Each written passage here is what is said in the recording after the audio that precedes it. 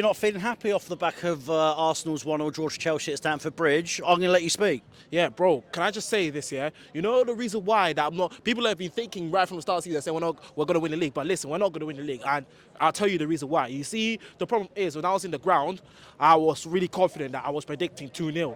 I did not expect this result to happen. And the problem is Arteta.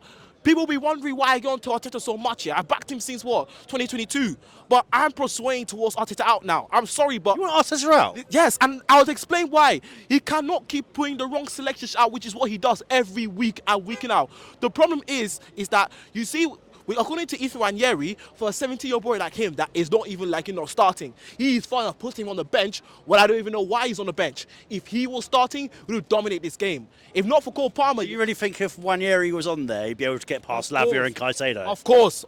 He would have carried the whole team. I mean, Odegaard, he played well today. I give credit to him. Saka played well. Some of the sloppy other players here were rubbish in the first half and second half. And this is it. We have to fight for top 4 now. This 1-1 feels like a loss to me. I said no draw, no loss. It has to be a must. You said about Arteta being out, and I saw it all over your socials in the week as well, in the last couple of weeks. Obviously, 4 league games without a win for Arsenal. If you want Arteta out, though, who are you going to bring in? Listen, I'm going to get to that in a minute, but the reason why I'm saying that because he just gets wrong selection all the time. He keeps saying, believe we're going to do well this year, we're going to win the league. But since that FA Cup, since 2 F Community Shields, when we got so close last season to win the Premier League and Champions League, how we lost to Bournemouth, Newcastle, drew to Liverpool, lost to Inter Milan. Look, the respects to Bournemouth, they're actually a solid side though. I know. Over 4 games that we lost, Harry, and it's all because of Arteta's selections. It's been everywhere on social media, rumours, fans saying Arteta, I'm Arteta out because of the way he's doing. He's not going to make us win us bigger trophies than cup competition. And if we sack Arteta,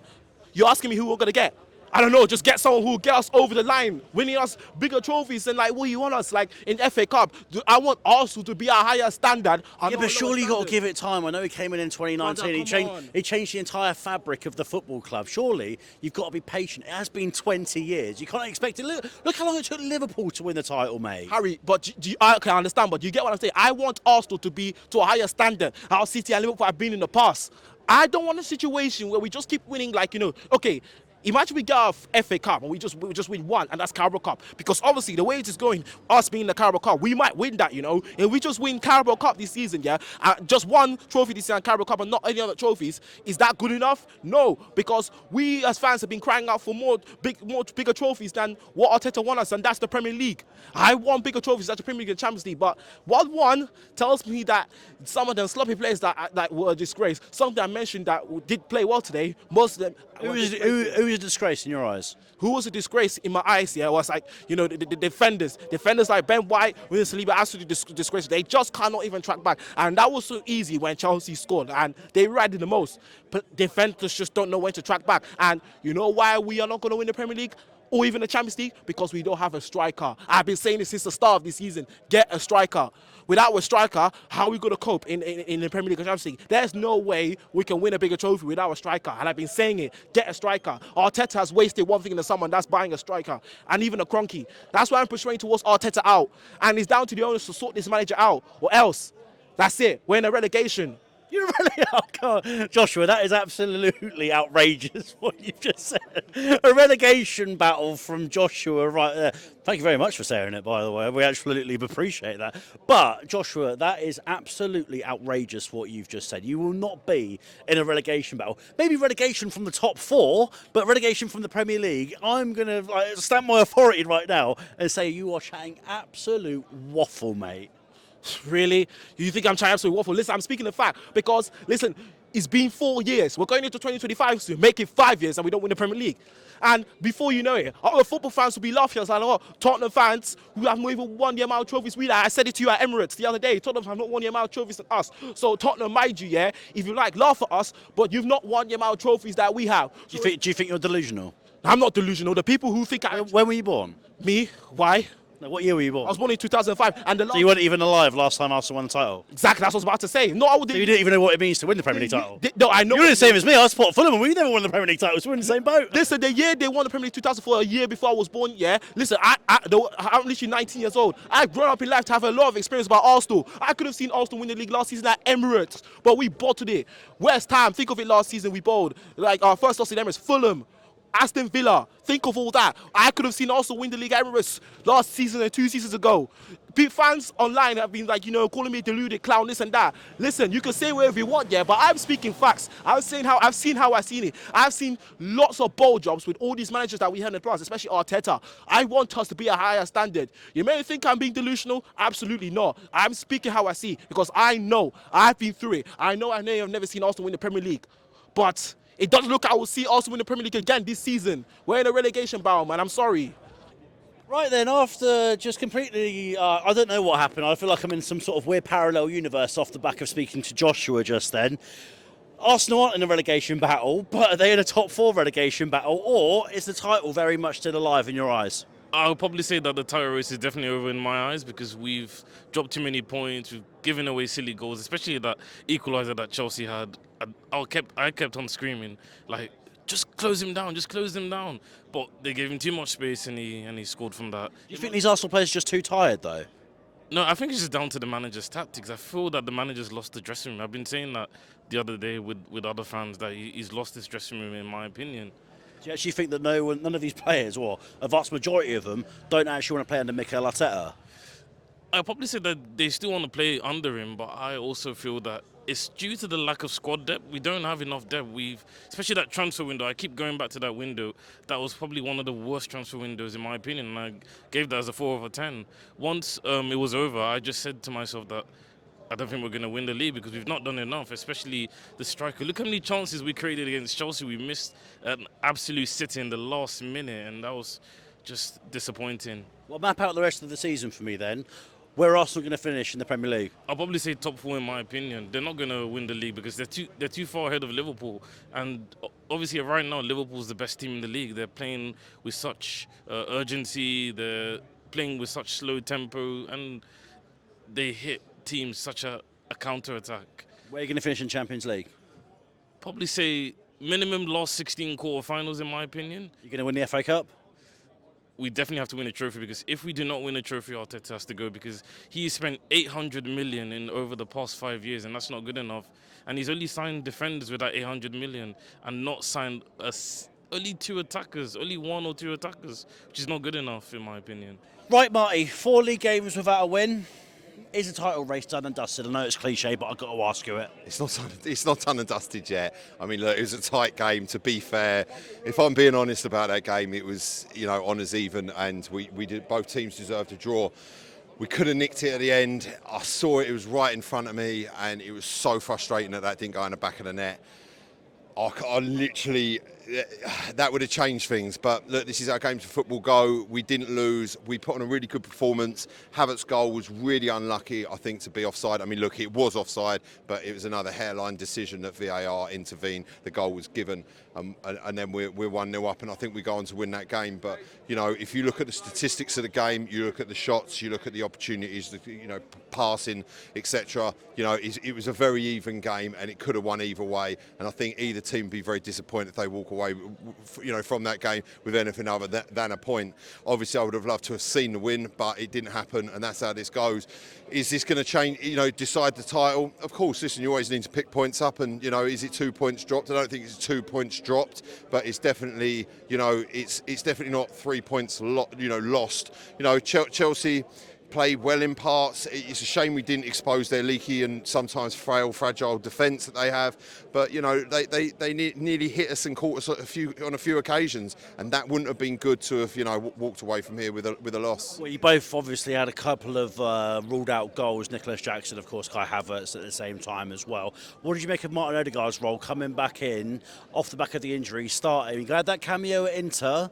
That's great, but did he fit in nicely? Obviously, he got an assist, but did he fit in nicely to play the majority of the game? He got an assist, and that's always nice to see. But look, if I'm honest, I think he's a game or two out of top form, and that's always going to be obvious. The cameo in Inter is obviously going to help it. It was a serious enough injury. He was out for a period of time. It wasn't a knock where he was a week. And obviously, you need a bit of game time. Any player of any calibre, and he is a top calibre player. And from the Martin Odegaard that I watch week in, week out, look, he was a game or two away from his peak performance. He played well, but there were just a few areas where he just wasn't as sharp up as I felt he usually would be, and that's obviously match fitness, but that's going to play a huge part, especially walking straight into a game like this. But to get the assist, fair play to him, well done.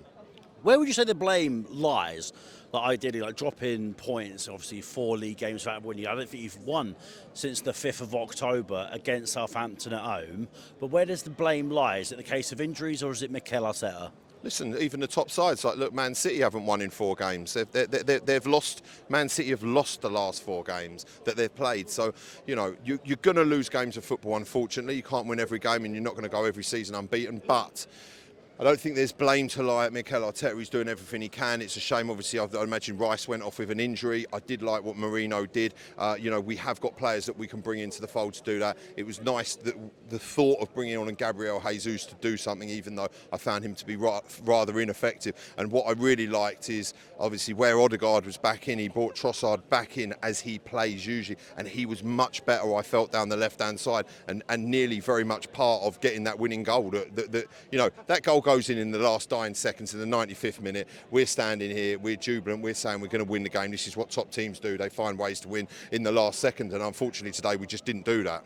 What's the message going to be? International break now, but when you come back, going on into Christmas and December, heavy fixture schedule, you're going to have Champions League, of course you're going to have the Premier League as well. What does the message have to be from Mikel Arteta to his players so they press on? The message is you've got to stop these international breaks. They're killing me. They're ruining my life. I hate them. I can't stand them. But yeah, look, this we all know what Christmas is about. These fixtures come thick and fast at Christmas. It's a congested period, and you would like to say that whole period through December through into January really will determine. There's a lot of games in there, and that is going to be pivotal in where. We end up at the end of the season. There's some key games in there that we need to win, and if we don't win, and if we keep drawing or we keep losing, we are going to throw the title away. It's as simple as that. I've actually got a big question for you. I've just thought of just then. If the title race doesn't happen the way that you want it to, could you see you and Chelsea battling it out for top 4? Well, if it doesn't go how we want it to, then it's going to. I think it is going to be that. What you don't want with Arsenal is them to be like Netflix and always constantly be waiting for the next season. Do you know what I mean? And that's sometimes how it can feel. But look, I believe in this team. This is a fantastic team that he's put together. We're still open on all of the fronts, all 4 fronts. We've got the FA Cup, we've got the Carabao Cup, and we have got the Champions League as well. So they're. It's not. These competitions are all still wide open, and we've kept it that way. I really look forward to seeing the rest of the season and how it pans out. Is the battle to the race for the title? Is it going to be tight? I'd imagine it is. I don't think anyone's going to run away with it. I can see Liverpool sitting up at points, and look what City have just done.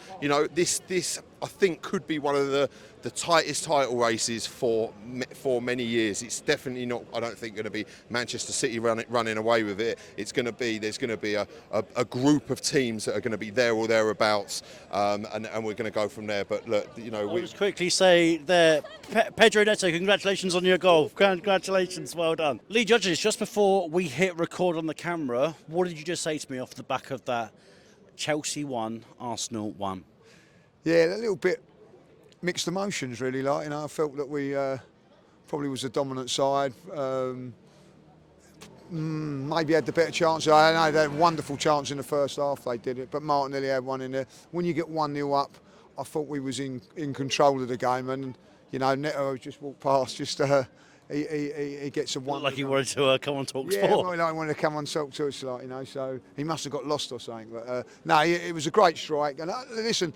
Can you defend it a little bit? I thought we could have shut him down a bit quicker than what we did, but once he's hit... Do you wish that Martinelli went inside and sort of put pressure on him because no one from the back line was sort of coming out as well? Just sort of let him, you know what I mean? I don't know if that thing goes on, let him shoot from 25 yards, sometimes it is that, well, he's hit it and it was a wonder strike, so a bit like Essien. Do you remember a few years back, he smashed one in the same end, like we was 1-0 up at the time.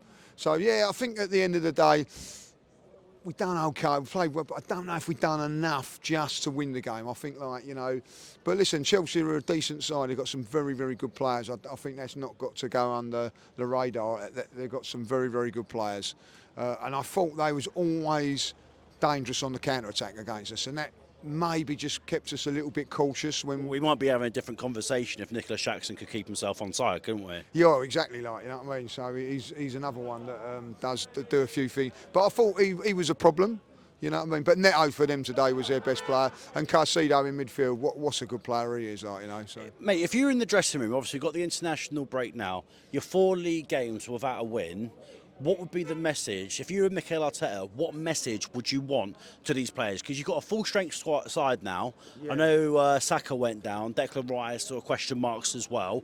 But Calafiori really is the only player to come back, that missing part of the puzzle, really. Yeah. So this break now, coming back into the Premier League, what do you want from this team and what message would you send? The message I send is reset and then go again. We've got to go on a 10 win, not a 10 unbeaten, 10 game winning streak. See where that puts us. So like we win every single game now up until January. So when the FA Cup comes, let's have a look where we are then and see how it is. Because realistically, you have to look at it. Liverpool don't look like dropping points at this moment in time. We've gained 1 on Manchester City when they've been in such poor form, like, you know. So to only gain 1 from them isn't quite good enough. But yeah, just reset. I don't think Declan Rice is going to go because he was limping off at the end, Saka and like that. So some of our players can get a bit of a rest and reset. Was that a breath of fresh air for you if, say, Bukayo Saka and Declan Rice don't go on England break? Yeah, exactly. Like, you know what I mean, Arsenal over England every time, like, you know. So yeah, so like have the rest. You know, like Declan's had to come. I don't know if you see him at the end there. Obviously, he's had an injection or something because at the end of it, you know, like it lasts about 60, 70 minutes, didn't he? So he done well. But you could see that maybe he's carrying, like, so, like, just a couple of them rest up there. The biggest plus for us is Martin Odegaard today, you know, to come back and play 90 minutes like that and at that level, what a pass by the way for Martinelli, give him so much time. So that's a big boost for us. What do you think? I've been thinking this over the last couple of weeks. Before the last international break, a lot of people had their back up about Martinelli. Do you think some Arsenal fans actually deserve to give Martinelli an apology? Because last couple of game weeks, even at Inter as well, he wasn't actually that bad. No, like a lot of people criticising him, and I don't understand why. If he doesn't do what he does, we're 1-0 down because he's the one with the header. I know that he probably should have scored it, but he's the one that's put the pressure on. By the way, he's our wide player. You know what I mean? So, like, where are all the rest of the defenders? I don't know. He gets the goal. He looked dangerous today. I thought he was the threat today. I thought the battle between Saka and Cucurella was fascinating. It was absolutely fascinating. Like, both of them really on the top of their game, really going for it. So, but I thought Martinelli was the one that was causing the problems, putting some lovely crosses, just a little bit unfortunate and all that, you know. So, yeah, I think that Martinelli is important. Could have scored in the first half, but a lovely finish in the second half, and yeah, so could have won. Like I mentioned with the 4 league games without a win, of course, social. You have to keep mentioning that. Oh, I have to keep mentioning it because unfortunately this is sports reporting and I have to bring these stats up. But social media is going to do its thing. Some of the Arsenal keyboard warriors are going to be in their mum's basement and just typing away. Some people are going to be not backing Mikel Arteta. What message do you have for some of those keyboard warriors who are going to say 4 games without a win now, Arteta out? Because there will be a few of them, won't there? Well, that's, you know, just that's ridiculous. You know, we're still challenging for honours at this moment in time. We're still in the title race, even though it's going to be very, very difficult. We're still in the Champions League. We're still in the League Cup. So at the end of the day, look, you know, you just got to back them. I think that there was many a times we used to come to Chelsea and get stuffed. Now we're coming away from Chelsea disappointed with a draw. So you've got to look at it and put it in perspective. I understand the frustrations. I think Mikel has got it wrong on a couple of occasions and deserves to be criticised. But today, when that team sheet came out, everybody was available, and he chose what everybody would have picked. So, and I felt the substitutions were good. I think that Odegaard kept going. You know, Marino come on and kept things ticking away. Yeah, look, listen, we was in the ascendancy even towards the end of the game, like, you know. So, start from here, get on a run now, back the team, back the manager, and see where we go. On AM, on DAB, via the talkSPORT app and on your smart speaker. talkSPORT.